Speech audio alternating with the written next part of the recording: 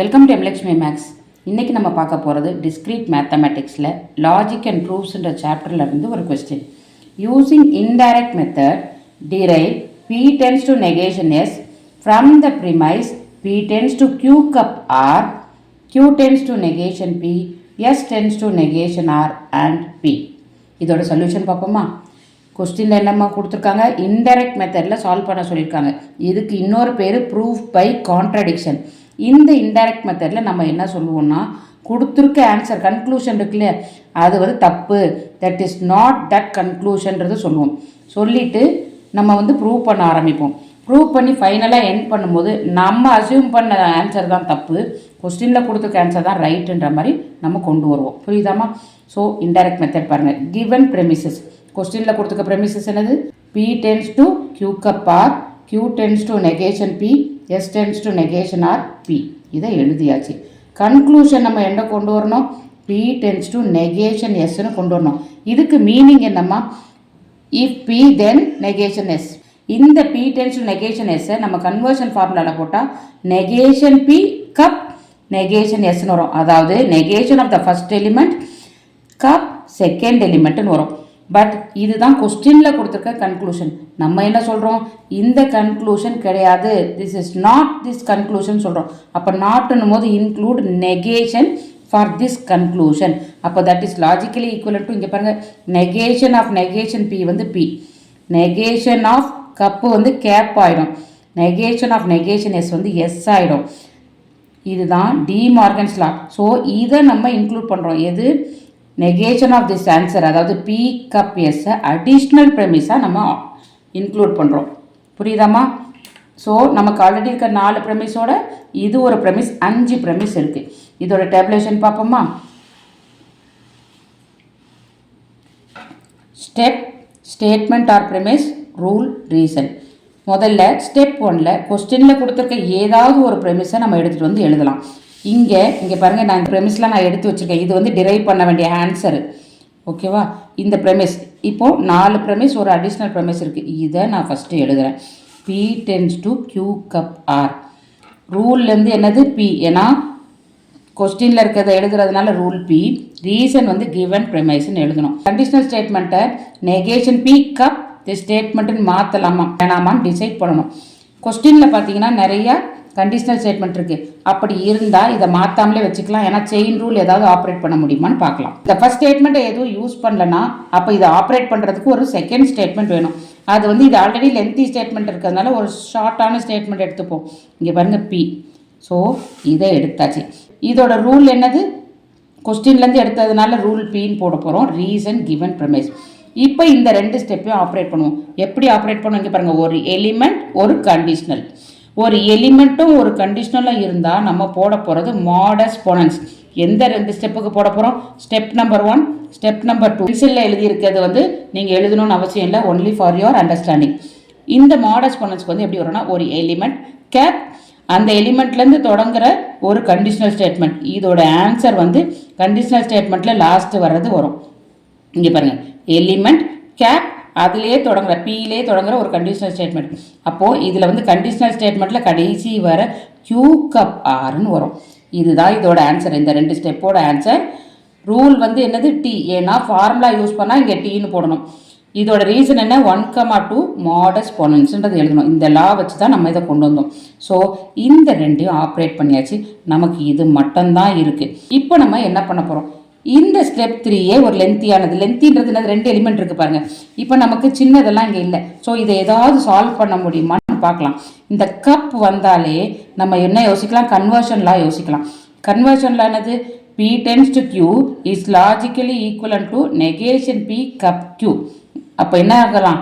இதை கண்டிஷனல் ஸ்டேட்மெண்ட்டாக மாற்றிடலாம். ஏன்னா கொஸ்டினில் இன்னும் கண்டிஷனல் ஸ்டேட்மெண்ட் இருக்குது. ஸோ கண்டிஷனல் ஸ்டேட்மெண்ட்டாக மாற்றுறது எப்படி மாற்றணும்னா, negation of the first element, கப்புக்கு பதிலாக மறுபடியும் அந்த டென்ஸ் டு ஆரோ போடணும், second element. So negation q, கப்புக்கு பதிலாக ஆரோ, ஆரை அப்படியே வச்சிடும். ஸோ இந்த ஸ்டேட்மெண்ட்டை நம்ம இங்கே மாற்றுறோம். அதாவது 3ஐ மாற்றிடுறோம். Conversion law for the step 3. இது புரியுதாம்மா? 3யோட கன்வர்ஷன் லா. இப்போது இது முடிச்சாச்சு. இது ஃபார்முலாலேருந்து டிரைவ் பண்ணுறதுனால இதுக்கு டீன்னு போடணும், பை கன்வர்ஷன்லாம். இப்போது இந்த 3 ஸ்டேட்மெண்ட் முடிச்சாச்சு. இது ஒன்று தான் இருக்குது. இதை ஆப்ரேட் பண்ண கொஸ்டின்லேருந்து நான் இன்னொரு ஸ்டேட்மெண்ட் எடுத்துகிட்டு வரணும்னா இங்கே பாருங்கள் ஸ்டேட்மெண்ட் என்னென்ன இருக்குது. Q tends to negation P, S tends to negation R. அப்போ Qவை வச்ச ஒரு ஸ்டேட்மெண்ட் இருக்குது, Rஐ வச்ச ஒரு ஸ்டேட்மெண்ட் இருக்குது. இதில் ஏதாவது ஒன்று கொண்டு வரணும். செயின் ரூல் ட்ரை பண்ணுவோம். செயின் ரூல் ட்ரை பண்ணோன்னா இங்கே பாருங்கள் இது Q ஸ்டார்ட் ஆகுது. அப்போ இது Qவில் எண்ட் ஆச்சுன்னா நம்ம செயின் ரூல் யூஸ் பண்ணலாம். இது Qவில் எண்ட் ஆகணும்னா இது 2 ப்ராசஸில் நான் கொண்டு வரலாம், இல்லை சிங்கிள் ப்ராசஸ்லையும் கொண்டு வரலாம். இங்கே பாருங்கள் ஃபஸ்ட்டு கான்வர்ஸ் போடுறேன். கான்வர்ஸ்னால் ரைட்டு லெஃப்டில் வரும், லெஃப்ட் ரைட்டில் வரும். R tends to negation Q. இது ரூல் T. என்ன ஃபார்முலா யூஸ் பண்ணுறோம்? கான்வர்ஸ்ன்ற ஃபார்முலா யூஸ் பண்ணுறோம். அதுக்கு அடுத்து இன்னும் எனக்கு இங்கே Q வரணும், நெகேஷன் வரக்கூடாது. அப்போ inverse formula for the step 5. இப்போ இதுக்கு இன்வர்ஸ் ஃபார்முலா போட்டால் இதை நான் டிக் அடிச்சுனா இன்வர்ஸ் ஃபார்முலா போட்டுரும். இன்வர்ஸ்னா சேஞ்ச் ஆஃப் சைன்மா. இது நெகேஷன் R tends to Qன்னு வந்துடும். இதுவும் ஃபார்முலான்றதுனால T. இது இன்வர்ஸ் ஃபார் ஸ்டேட்மெண்ட் 5ன்னு வச்சுக்கலாமா. 5th ஸ்டேட்மெண்ட்டோட இன்வர்ஸ், இது 4th ஸ்டேட்மெண்ட்டோட கான்வர்ஸ். இப்போ இதை நான் 2 ஸ்டெப்பில் எழுதாமல் ஒரே ஸ்டெப்பில் கூட இது ரெண்டையும் சேர்த்து கான்ட்ரபாசிட்டிவ்னு எழுதிடலாம். கான்ட்ரபாசிட்டிவ்ன்றது என்னது? இடம் மாற்றி சைனை மாற்றணும். அப்போ நெகேஷன் ஆர் இங்கே Q வந்துடும். அதே தான் இங்கே இருக்குது. புரியுதாம்மா? இப்போ இந்த ஸ்டெப் எல்லாம் ஆப்ரேட் பண்ணிட்டோம். இதுலேருந்து இதை ஆப்ரேட் பண்ணிட்டோம், இதுலேருந்து இதை ஆப்ரேட் பண்ணிட்டோம். இது மட்டும்தான் பெண்டிங் இருக்குது. இப்போ இங்கே என்ன வந்துருச்சு? நமக்கு Qவில் எண்ட் ஆயிடுச்சு. இப்போ நமக்கு Qவில் எண்ட் ஆகிற மாதிரி ஒரு ஸ்டேட்மெண்ட் வந்துருச்சு. இதை ஆப்ரேட் பண்ண நமக்கு அந்த ஸ்டேட்மெண்ட்டை யூஸ் பண்ணிக்கலாம். எந்த ஸ்டேட்மெண்ட்டை இங்கே பாருங்கள், Q tends to negation P. இதை கொண்டு வந்தாச்சு ஸ்டெப் 7ல். அப்போது இது கொஸ்டின்லேருந்து எடுத்ததுனால அதோட rule P, reason given premise. அடுத்து ஸ்டெப் நம்பர் 8. இப்போ இது ரெண்டையும் ஆப்ரேட் பண்ணலாம். இங்கே பாருங்கள், P tends to Q, Q tends to R. அப்படின்னா என்ன அர்த்தம்? அதை P tends to Rன்னு எழுதலாம். Negation R tends to negation P. இது என்ன formula? Chain rule or hypothetical syllogism. எந்த ஸ்டெப்புக்கு? ஸ்டெப் 6 and 7க்கு. அப்போது ஸ்டெப் 6 and 7க்கு நம்ம செயின் ரூல் அப்ளை பண்ணால் negation R tends to negation பின்னு வருது. ஃபார்முலான்றதுனால இதில் ரூலில் T போட்டுட்டோம். ரீசன் 6, 7 ஸ்டெப்போட chain rule or hypothetical syllogism. அதோட ஃபார்முலா இங்கே கொடுத்துருக்கேன் பென்சிலில். ஃபார்முலாவெல்லாம் எழுத வேண்டாம் எக்ஸாமில். அடுத்து இப்போ இந்த ஒன்று தான் எனக்கு மீதி இருக்குது. இதை ஆப்ரேட் பண்ண ஒரு ஸ்டேட்மெண்ட் இருக்கணும். என்ன இருக்குது பாருங்கள், இங்கே S tends to negation R இருக்குது, ஆர் இருக்குது, இங்கேயும் ஆர் இருக்குது. இந்த கொஸ்டின்லேருந்து எடுத்துகிட்டு வந்ததுனால ரூல் பின்னு போடுவோம். Reason given premise. இப்போ நல்லா கவனிச்சிங்கன்னா இப்படி கவனிங்க, S tends to negation R, அதாவது பி டென்ஸ் டு கியூ மாதிரி கியூ டென்ஸ் டு ஆர். இந்த ரெண்டும் ஒன்றா இருக்கா? அப்போ இதோட ஆன்சர் என்ன? S tends to negation P. இது ஃபார்முலான்றதுனால டீன்னு போடணும். எந்த ரூல் அப்ளை பண்ணியிருக்கோம்? Chain rule or hypothetical syllogism for step number 8 and 9. So இதை வச்சு எஸ் டென்ஸ் டு நெகேஷன் பின்னு கொண்டு வந்துட்டோம். புரியுதாம்மா? இப்போ எல்லா ஸ்டெப்பையும் கவர் பண்ணிட்டோம். இது மட்டும்தான் இருக்குது. இதை ஆப்ரேட் பண்ண அப்போ இன்னொரு ஸ்டெப் வேணும். நம்மக்கிட்ட மீதி இருக்க ஒரே step P cap S. So B cap எஸ்ன்னு கொண்டு வரோம். இதோடைய இது ரூல் பி, ஏன்னா கொஸ்டினில் இருக்க ப்ரெமிஸ் இது. ஆனால் இது அடிஷ்னல் ப்ரெமிஸ்ன்னு எழுதணும். ஏன்னா கன்க்ளூஷனை மாற்றி நெகேஷன் போட்டு அடிஷ்னல் ப்ரெமிஸ் இது. ஸோ எழுதியாச்சு. இப்போ என்ன பண்ணணும்? இதுவும் இப்போ லென்த்தி செயின், இதுவும் லென்த்தி செயின், ரெண்டையும் ஆப்ரேட் பண்ண முடியாது. ஆனால் நமக்கு தெரியும் இந்த ஸ்டேட்மெண்ட் ஃபுல்லாக இங்கே இருக்குது ட்ரூ.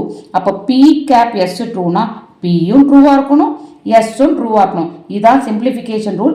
இதை வச்சு நம்ம பியும் ட்ரூ எஸ்ஸும் ட்ரூன்னு இதை ரெண்டாக பிரிக்க போகிறோம் நெக்ஸ்ட் ஸ்டெப்பில். புரியுதாம்மா? இப்போ ஸ்டெப் நம்பர் 12. அந்த ஸ்டெப்பில் பி கப் எஸ் இருந்தது, பியும் எஸ்ஸையும் எடுத்துட்டோம் 12, 13ல். ரெண்டுமே ரூலுன்றதுனால டி போட்டாச்சு. என்ன ரூல்? ரெண்டுமே 11th ஸ்டெப்பில் உள்ளதோட சிம்பிளிஃபிகேஷன் ரூல். அதாவது P cap S is equal to P, அதே மாதிரி P cap S is equal to S. ரெண்டும் simplification rule for the step 11. அப்படின்னா என்ன அர்த்தம்? ஸ்டெப் 11ஐயும் நம்ம கம்ப்ளீட் பண்ணிட்டோம். இன்னும் ஒரே ஒரு ஸ்டெப்பு தான் முன்னாடி இருந்தது. இங்கே பாருங்கள், ஸ்டெப் 11ஐயும் நம்ம கம்ப்ளீட் பண்ணிட்டோம். இன்னும் S tends to negation P மட்டும்தான் நம்மக்கிட்ட இருக்குது. ஸ்டெப் 11 முடிச்சாச்சு. இப்போ நம்ம என்ன பண்ண போகிறோம்? 10 and 13ல் 10ல் என்ன இருக்குது? S tends to negation R இருக்குது. 13ல் என்ன இருக்குது பாருங்கள்? எஸ் இருக்குது. அப்படின்னா ஒரு எலிமெண்ட் ஒரு கண்டிஷனல் ஸ்டேட்மெண்ட் இருந்தால் S cap S tends to negation P. இப்படி இருந்தால் அந்த negation P எடுத்து எழுதணும் by applying modus ponens law. அதாவது எப்பயுமே ஒரு எலிமெண்ட் ஒரு கண்டிஷனல் ஸ்டேட்மெண்ட் இருந்தால் modus ponens law. P cap P tends to Q implies Q. நமக்கு என்ன இருக்கு S cap S tends to negation P. அதோட ஆன்சர் negation P ன்னு வந்துடும். இது ஃபார்முலாவை யூஸ் பண்ணதுனால ரூல் டி. எந்த ஸ்டெப்புக்கு ஃபார்முலா போட்டோம் 10 முன்னாடி இருக்க பேஜில் இருக்க 10க்கும் 13க்கும். ஸோ ஃப்ரண்ட்டில் இருக்க பேஜில் 10ஐயும் முடிச்சிட்டோம்னா ஃபார்முலா எல்லாம் முடிஞ்சிருச்சு. மீதி இருக்கிறது 12 and 14 மட்டும்தான் நமக்கு இருக்குது. அதை வச்சு என்ன எழுதலாம் இந்த 15th ஸ்டெப் எழுதலாம். எப்படி எழுதலாம் இது ரெண்டுமே ட்ரூ தானே இங்கே இருக்குது. ஸோ பி கேப் நெகேஷன் பின்னு போட்டுடலாம்.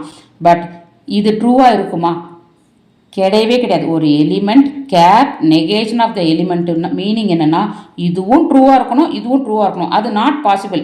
பீன்றது ட்ரூனா நெகேஷன் பீன்றது ஃபால்ஸு. நம்ம இதை எந்த ரூல் அப்ளை பண்ணியிருக்கோம் இங்கே இந்த 2 ஸ்டெப்பையும் போட்டுட்டோம். ரூல் ஃபார்முலா அப்ளை பண்ணுறதுனால இங்கே டீன்னு போட்டுட்டோம். எந்த ஸ்டெப்புக்கு ஃபார்முலா 12 and 14க்கு என்ன ஃபார்முலா காம்ப்ளிமெண்ட் லா ஆர் நெகேஷன்லாம் போட்டுட்டோம். புரியுதாமா? ஸோ ஃபைனலாக நம்ம கன்க்ளூஷன் என்ன இங்கே பாருங்கள் பி கேப் நெகேஷன் பி இது ட்ரூவாக இருக்க சான்ஸே இல்லை. அப்படின்னா என்ன அர்த்தம்னா நம்மளுடைய அசம்ஷன் இருக்குல்ல கொஸ்டினில் இருக்க ஆன்சர் வந்து நாட்டுன்னு போட்டு கன்க்ளூஷனை கொடுத்தோம்ல அது தப்பு. ஏன்னா நம்ம அப்படி போட்டதுனால தான் கான்ட்ரடிக்ஷன் வந்துருச்சு.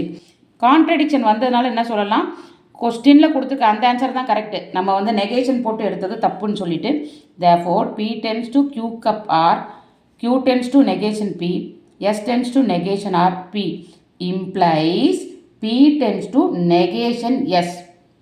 Hence proved. அவ்வளோதான் இந்த சம்மோட ஆன்சர். தேங்க்யூ.